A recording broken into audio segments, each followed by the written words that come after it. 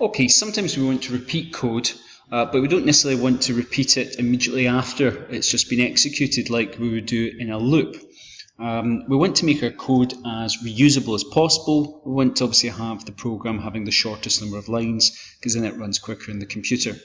I've created something called a procedure here for drawing rectangles. So I've imported the Python turtle, I've set up a turtle, and then I've written definition or def rectangle, 2 brackets, colon, and then indented are all the commands to draw a rectangle. So it goes forward for 20, it turns left 90 degrees, a right angle, it then goes forward 40 for a longer side, it turns left again for 90 degrees, and then it repeats that process again to the other side of the rectangle.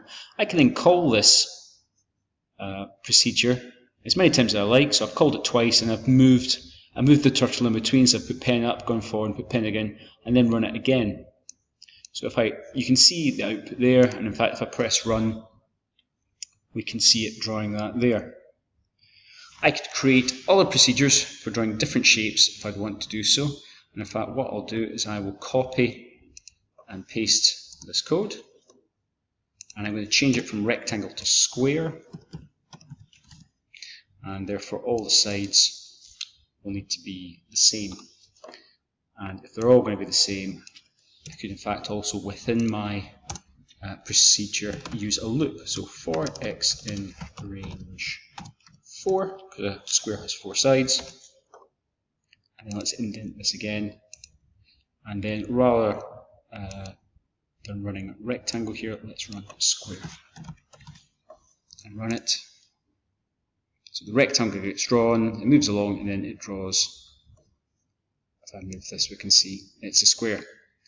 However, problem with these procedures that I've created is they're not very flexible. It will only draw a rectangle of side 20 by 40. This one will only draw a square which has got 40 as its length and side.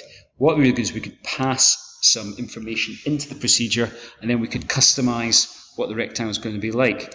Let's actually start off with the square. So I'm going to put S in these brackets here, and S is going to be a variable that's going to be the size of the side of the square, and therefore we're going to use that when we go forward, and I therefore need to tell the computer how long it should be. So inside the brackets here, let's make it 100, let's make it a big square.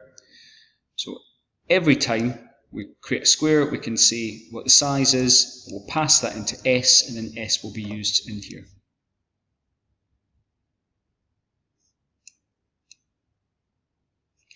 I could underneath run it again, and in fact, let's run it 2 more times, and let's this time have a square of side 70, and this time let's have a square of side 40, and we'll see the difference. In fact, let's just remove this bit of code here.